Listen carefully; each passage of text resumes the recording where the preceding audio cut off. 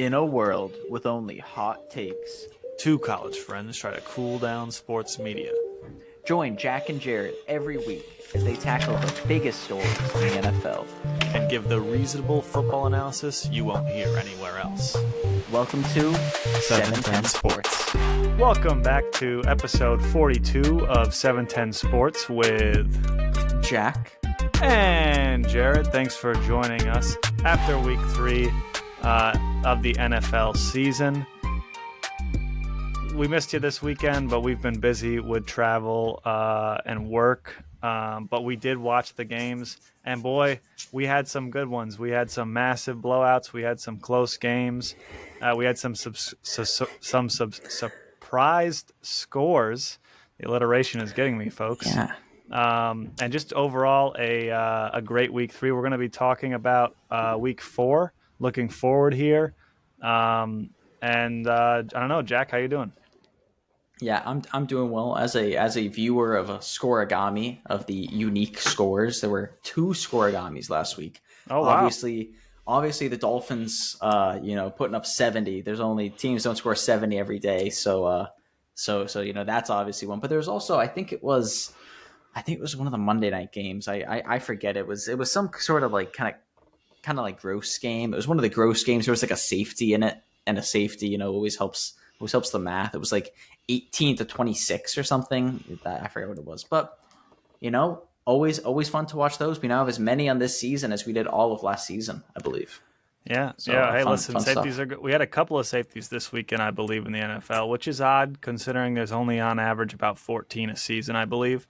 So, and hey, shout out to Scorigami. Dolphins single-handedly pushing the Scorigami scale out into the right with their 70-point performance. I'm sure we'll get into how much Dolphins, how much each of us are feeling about the Dolphins and their chances. Everyone is fully aware that we've got a Dolphin doubter and a Tua hater on this pod, and it's not me. So we're going to be getting into that.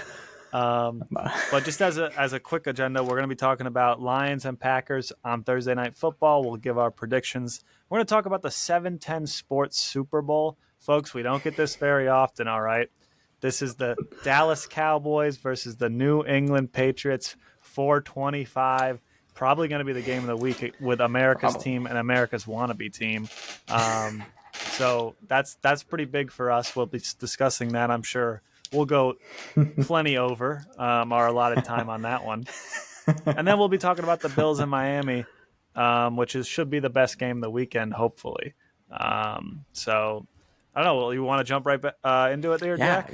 Yeah, we can jump right into that Packers-Lions game. Packers-Lions game, Thursday Night Football. I believe it's a 2.5-point spread or 1.5. I now forget. I forget 2.5. Who's favored in it. Oh, no, 1.5. Packers are getting 1.5, so Lions are the Packers favorites. Are getting 1.5. I think this game, my pick, first of all, is going to be. Actually, no, we're not doing it that way.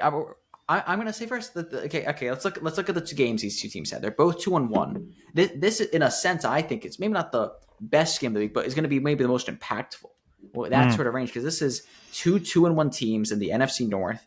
Teams competing in a post-Rodgers NFC North, right? Not to just try to set the stage.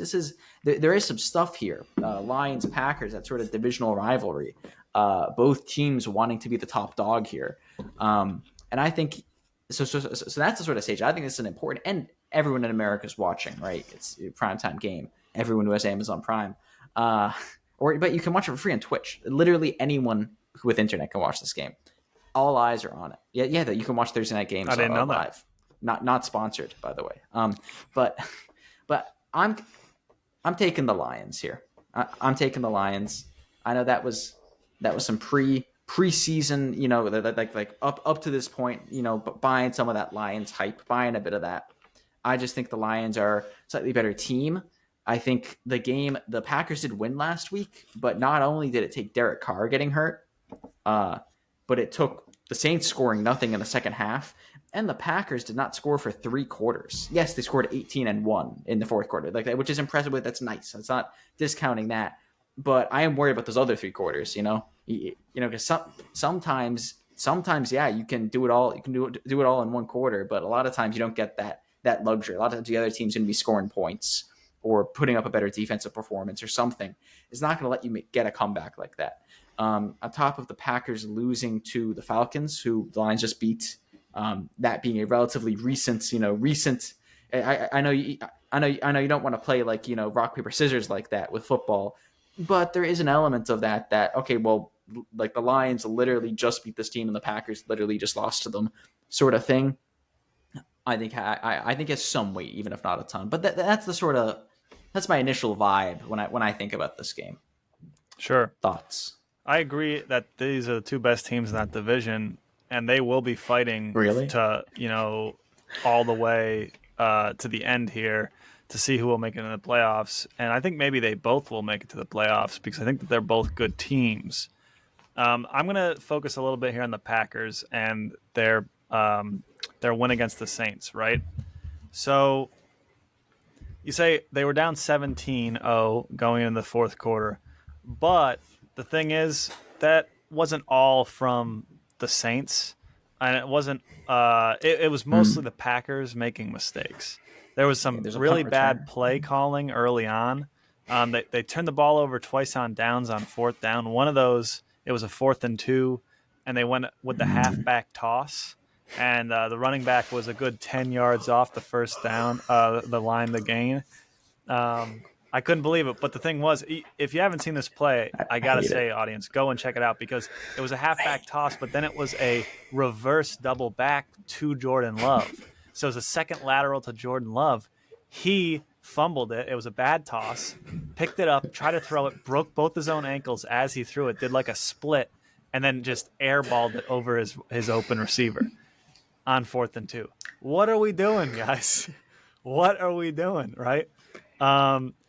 A couple of turnovers on downs on 4th down, a bad int by Jordan Love as well. They also, you say they were down 17-0. Really, let's say 10-0, 10-0 because there was the punt return TD. So bad special teams play, bad coverage. The Packers beat themselves, and when they stopped beating themselves for about 14 minutes in the fourth quarter, they scored 18 and won the game. They also, including a 2-point conversion, so that they would basically be over the top when they scored that second TD. So what I like about the Packers is that they're kind of letting Jordan Love kind of be wide open with the offense, which he should be able to because he's this is his 3rd or 4th year in the league. So he shouldn't have the training wheels on. And their defense is great. To quickly hit on the Lions, though, here, the Falcons were 2-0, and a lot of people are hyping the Falcons, and they basically held them to 3 points. They did, they held them to, defensively, they got 7 sacks on them. And it made Ritter look like, who we thought he was going to be, at least who I thought he was going to be going into the season. So is that good Lions, bad Falcons? I think it's probably good Lions, truthfully, because the Falcons seem like they're going to be winning some games. They beat the Packers. Overall, it seems like through 3 weeks, the Lions have had the stronger strength of schedule. They had the same record, and they have an impressive win against Kansas City. They're the better team, but overall, I like the Green Bay Packers as a team. In general, I think that they'll be better. I think they're going to win this division. I said that before the season. So I'm going to go ahead and stick with that Packers take in this game. But, 1.5, it's a pick 'em. So I figure even if the Lions have looked better, I'm going to pick the Packers because that's my pick going forward. And that was from preseason. So I'm going to also stick with the Packers. But this is going to be a good one, Jack. Yeah. I think the punt return point's definitely a great point. I forgot about that until you until you started saying some of that stuff. And because the punt 76-yard punt return for touchdown, that doesn't happen in every game. I didn't see that halfback toss play. I could definitely see the sort of beating yourself with play calling. I hate that play call so much it hurts. Just whenever I feel like I see it fail so often. I know it doesn't fail every time. I think the Lions got it off against the Chiefs, or no, maybe the Falcons got it off against the Packers or it's something. So tough because when you pause the all 22, even it was a double back, so it was like a double reverse lateral. So that's Yeah. odd, but if it was just the halfback toss, when you pause it, it goes from a 4th and 2 to a 4th and 10 where he's starting with the ball. So like you're saying, yeah, it's Yeah. frustrating. I understand Yeah, that it makes it Packers were tough. lucky to win that game because they were down 17-0 and they played so bad and they gave up, they turned the ball over so much. But Yeah. honestly, the But it defense is still still a looks nice pretty comeback. It good. is, yeah, and it's scoring fast and holding the Saints to a fair amount. The fact that even with Derek Carr, Derek Carr, I don't. It's still Jameis Winston.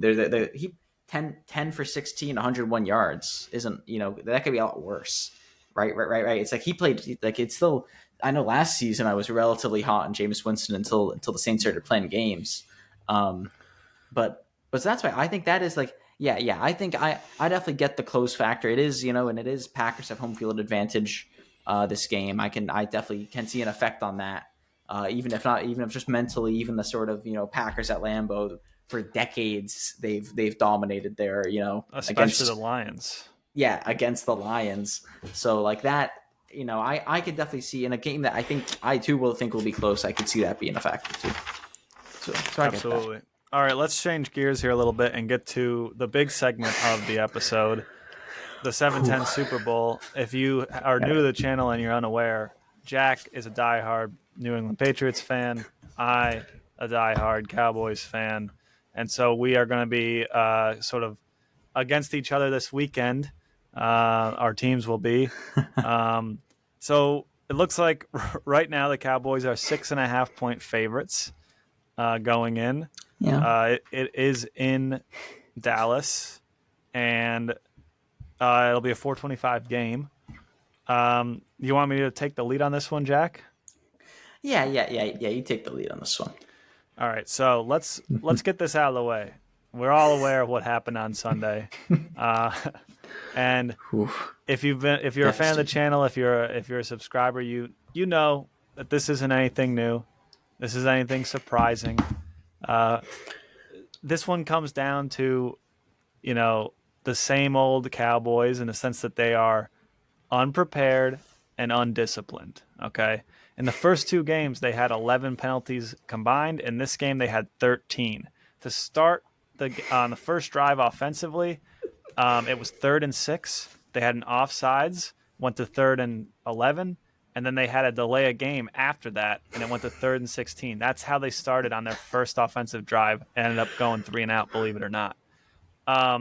More importantly, let's put this offense to the side because this team is all about defense.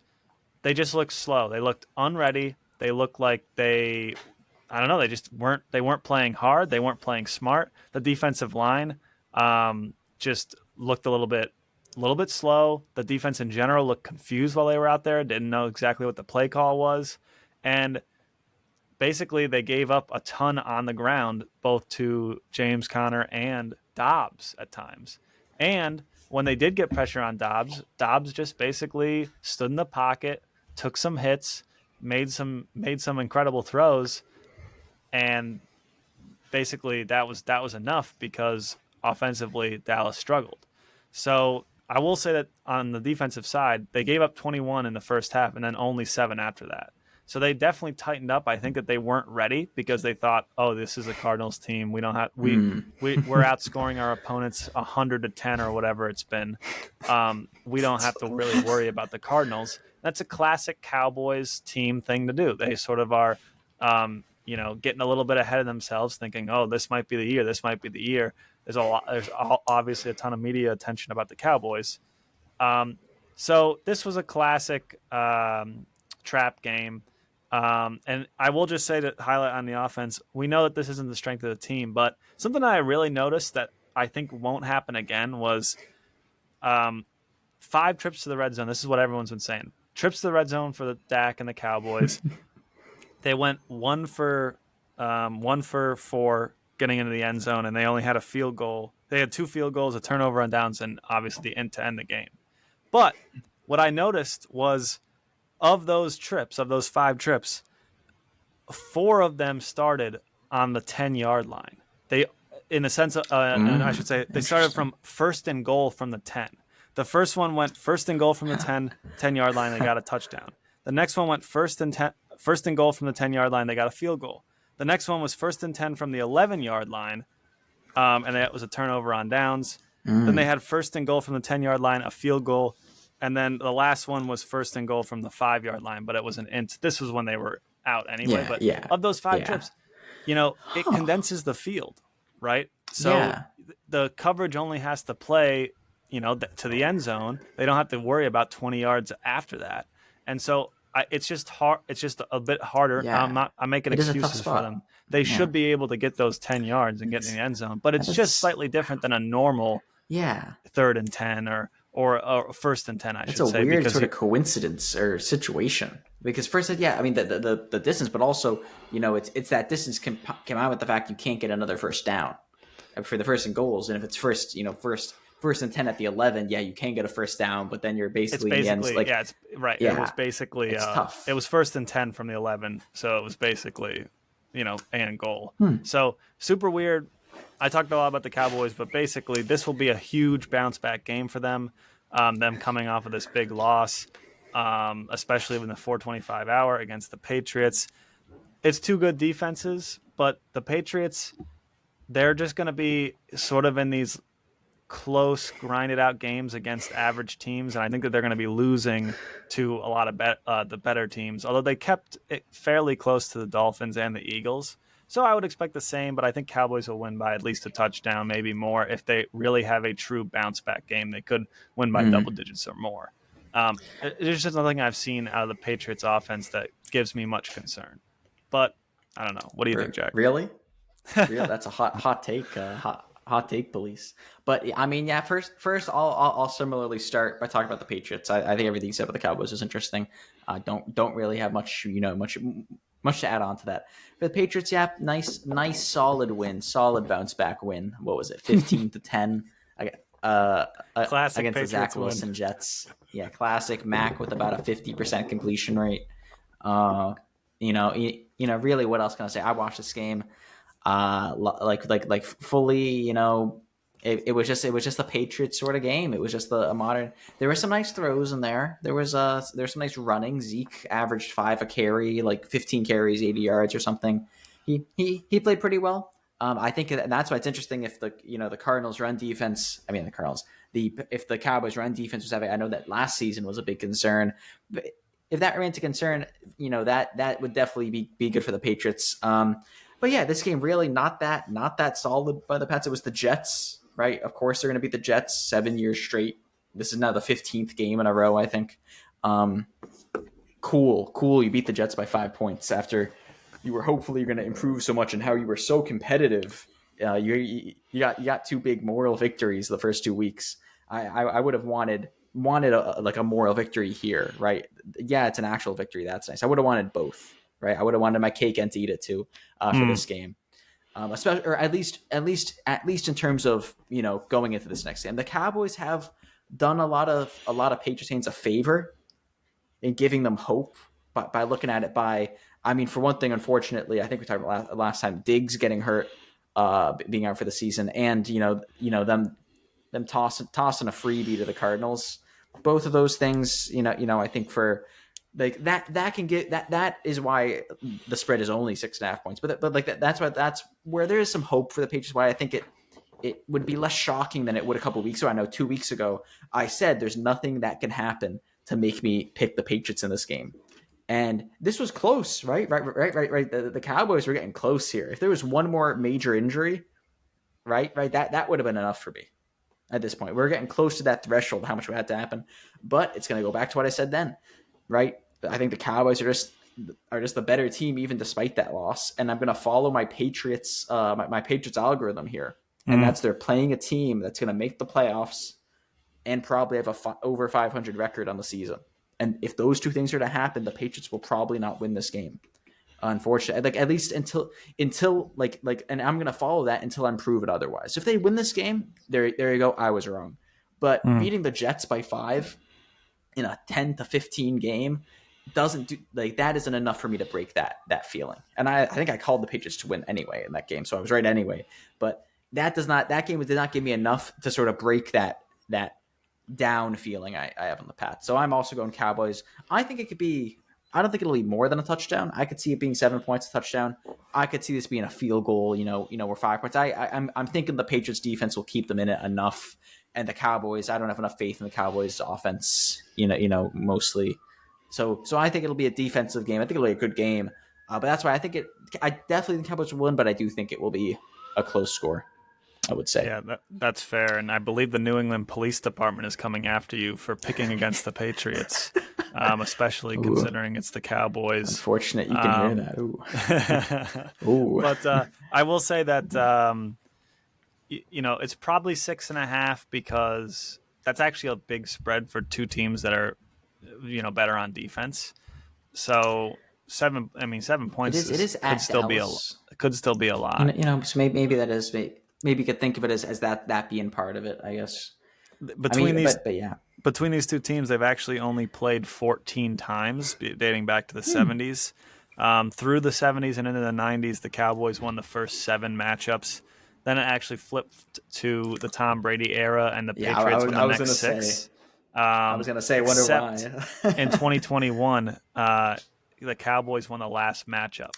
And I think we might be back to another Cowboys run. That was a close game, though. I remember that being a close game, because they could have kicked the field goal, but it was like a long field goal. And no, I think they did kick the field. They could have went for it, but they tried to kick like the 60-yarder. I remember that game. Yeah, and they missed. I believe it was 35-32, if I'm not mistaken. Yeah. It was a good one. Back when Mac was cooking, mac and cheese. Mac attack. Well, I'll be interested to see what happens with this one at 4:25. Yeah. So we're gonna transition to our final segment, and so maybe the biggest game of the weekend: Buffalo Bills versus the Miami Dolphins. The Dolphins somehow Vegas must know something that I don't. They are actually 2.5-point dogs in this game. And it was actually 3 earlier today. I had to go back and check. 2.5-point dogs. Bills are favorited maybe after the last couple of weeks. And I'm just going to jump right into this one. Everyone likes to hammer the Bills for losing close games, losing one-score games. I went ahead and looked back at their last 18 games dating back to 2021, and they're actually 8-10 in one-score games, okay? But for a good team, that's still under 500. So it's not like they lose every one-score game they're in. In fact, last year they won quite a few of them.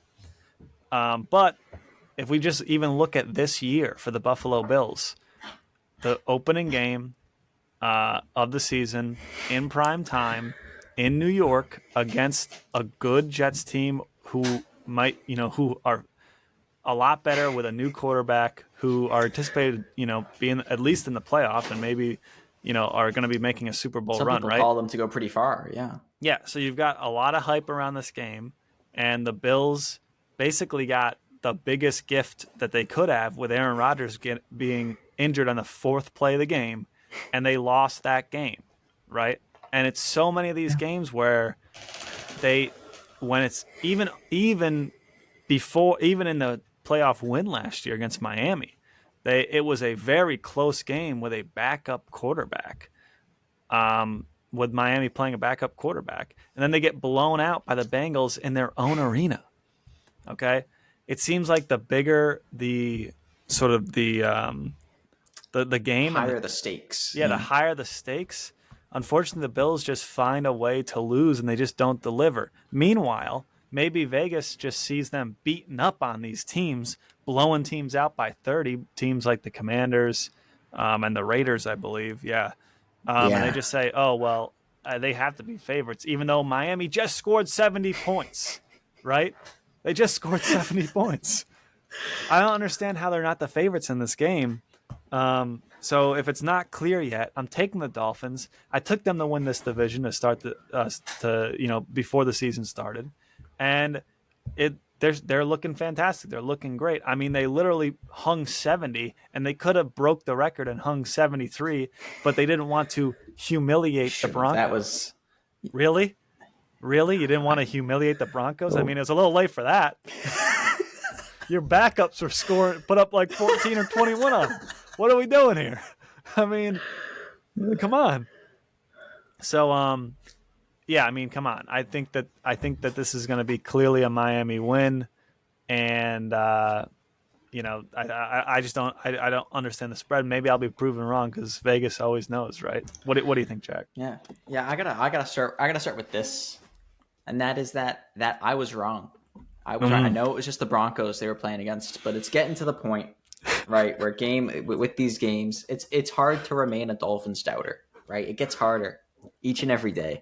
Each of these weeks, it's getting harder, and then Sunday rolls around and they drop a 70 burger on the Broncos, A and 70 and, steak. and like and fully, you know.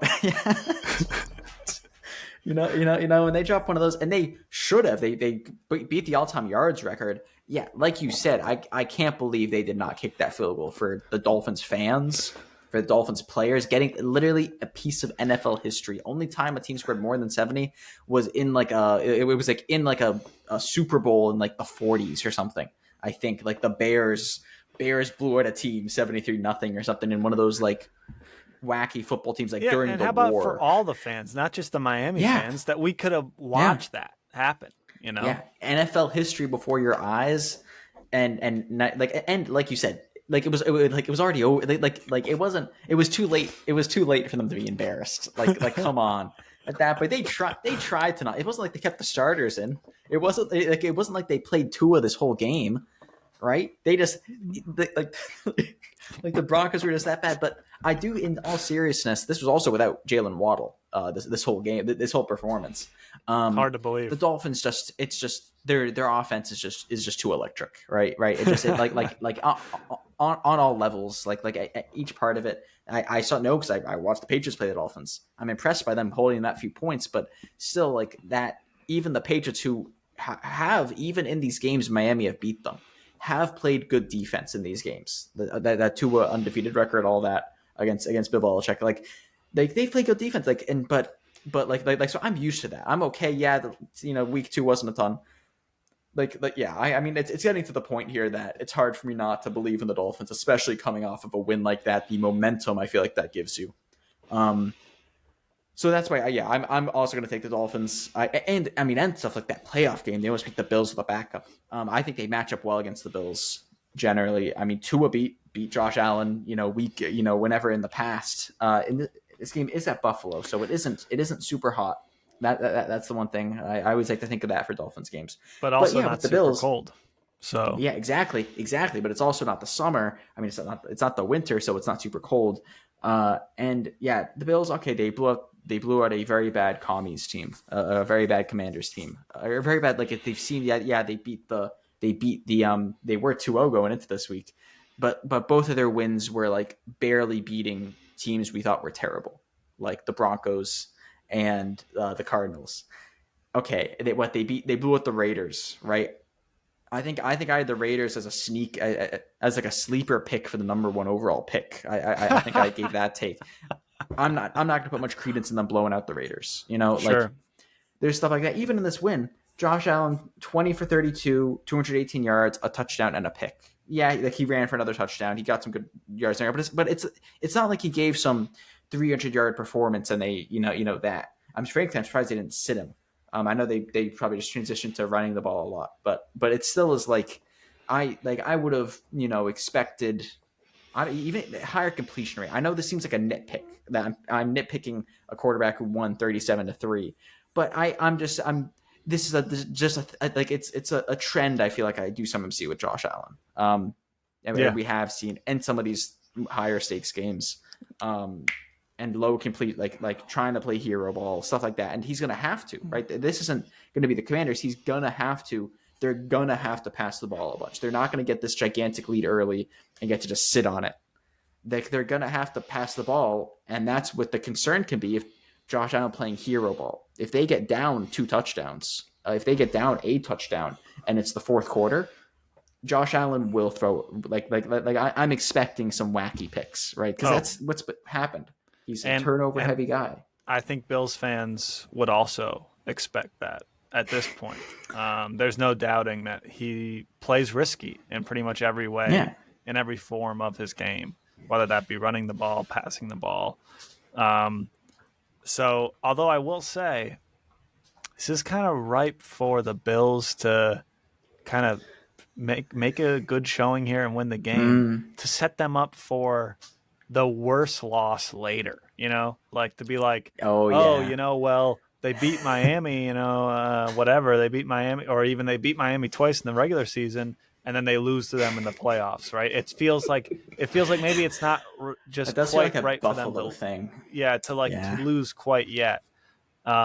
So I don't They know. have to We'll remain the see. kings of the regular season. They have to remain that regular season kings sort of status. And if they lose, now they're 2-2, right? Then they're 2-2, and they just lost they just lost to a team in division. That I can see some of that doubt building. It's not like Tua's gotten 50 concussions like he did last season. You can't just rely on that for your win the division for free card.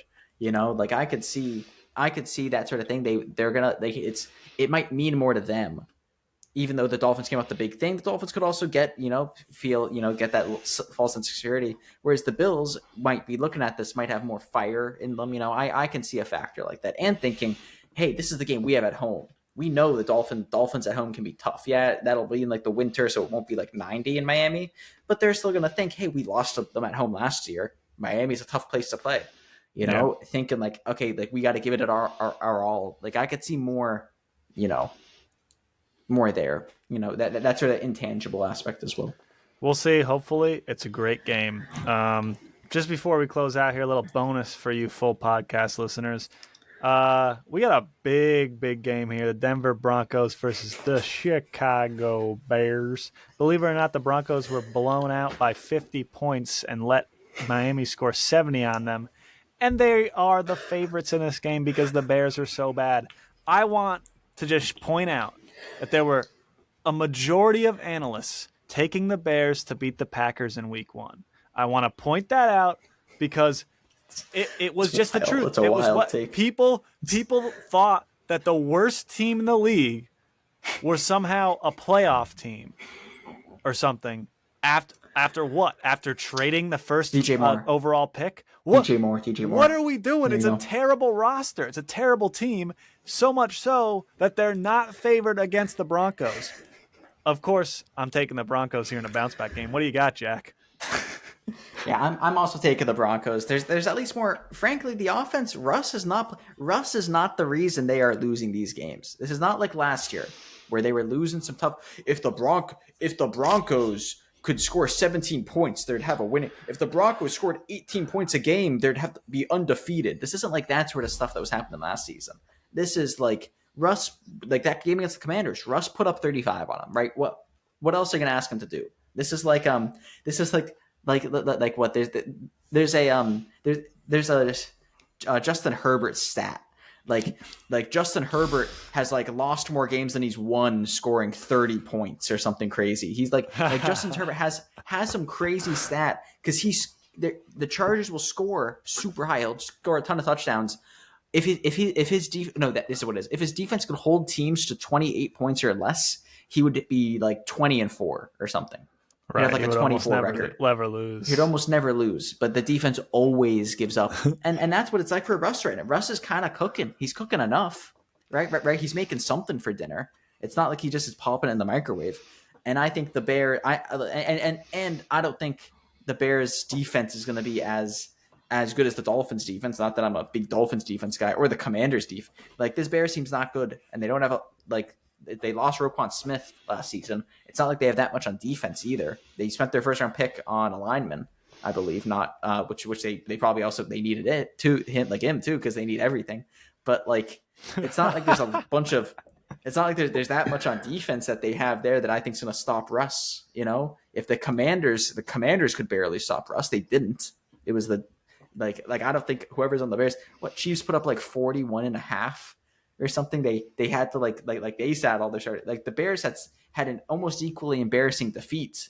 It was just the Broncos rolled over for it, Mari. The fact that the Dolphins backups could beat them, whereas the Chiefs backups weren't doing that much. I don't know, but listen, yeah, Bears are bad. Hot take. Bears are bad, but I want everyone to catch hands. All right, the Denver Broncos have made some of the most boneheaded moves from a front office standpoint. the deal with Russell Wilson, jeez. obviously they got fleeced on. Not only because they got the worst player out of the deal, but because they had to give him the contract and they gave up so much draft capital for it, right? What's not even talking about giving up the tight end or whatever. Then they said, you know what? Let's triple down. All right, let's triple down. We're going to give up more draft capital to get a coach. And I said this at the beginning of the season. I don't understand what this love affair is with Sean Payton. I don't understand. Well, no, legitimately, he was a head coach, but he was on Fox Sports for a year. And frankly, people are like, this guy's a genius. I mean, he's just got a football mind. He's just, and it's like, frankly, when I listen to him, I don't hear anything special. Now, understand that he's got any mind. Yeah, listen, I listen to Mike McDaniel, and I also don't hear anything special, but clearly he's got something going on, right? But I just don't see it, especially considering the history with this coach. I mean, to be honest, having a blowout like this couldn't have happened to a better person. I've read that all over on the internet, and I completely agree with it. So I don't know what the Broncos are doing. They're a complete mess, and now they've given up all this capital for what I think is a bad QB and a bad coach. So here we are. They're stuck in it now. And is it also, I think it wasn't just the first pick. I think they traded their second round pick because it was like the 26th or something last draft. I think it might have also been their own second round pick this year. Sean Payton trade. I think the Broncos sent, they sent this year's seconds, and the Saints are going to give the Broncos their third. That's what it is. So it's a second, third swap. But I think that Broncos second has some real potential. That's a top 40 sort of pick, from how ththings are going. And if the Saints, if the Broncos played like they did last year, it's better than that. Broncos could be in contention for a top 5 pick, which makes that that could be pick 34 or something, right? Which is nothing to sneeze at. You don't get the 5th year option, but. That's what happens when you trade your picks away and then you're also bad. The deal just keeps getting better and better for the other team.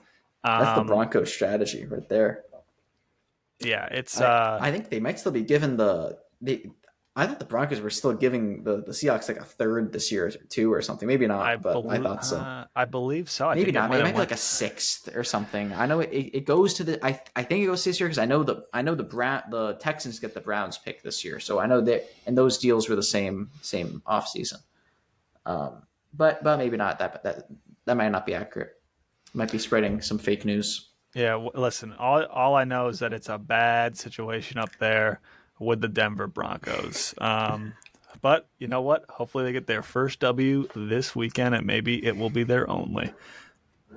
This was 710 Sports. If you haven't already, make sure that you like and subscribe. Leave us a comment. And check us out. We're on Apple Podcasts and Spotify as well. Full audio podcasts over there as well. We do clips, on YouTube. So, Jack, you have anything before we close out? Looking into week 4? Not too much other than, I was wrong. The Broncos Seahawks deal is officially complete. All those trade picks are done. So it's at least the Broncos are not owing the Seahawks anything. All right. So, there's no debt on their books except those contracts. So, Jack's squeezing in the old trade info at the buzzer. We love to see that. Make sure you come back next week for that same type of analysis and more. We'll be talking, I'm sure, about the Cowboys Patriots game, whatever happens in that one. We'll see you then. This was 710 Sports with Jack and Jared. See you next time.